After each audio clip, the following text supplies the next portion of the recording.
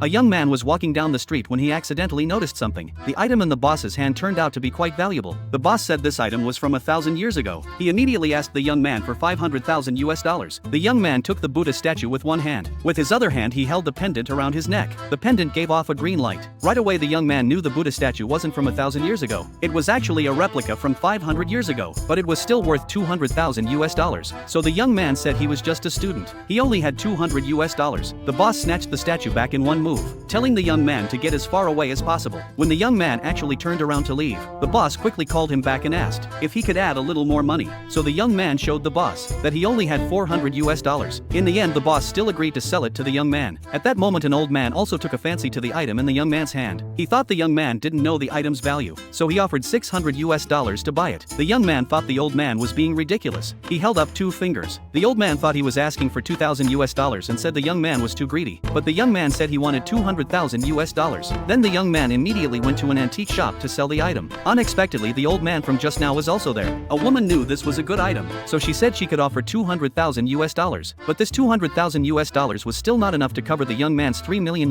debt. He decided to go out and look around some more, but he got into a car accident on the way. A man quickly picked up the wooden box from the ground and immediately asked the young man to pay $1,000 in compensation. The young man could tell at a glance that this wooden box was very expensive, so he spent $200 to buy this wooden box.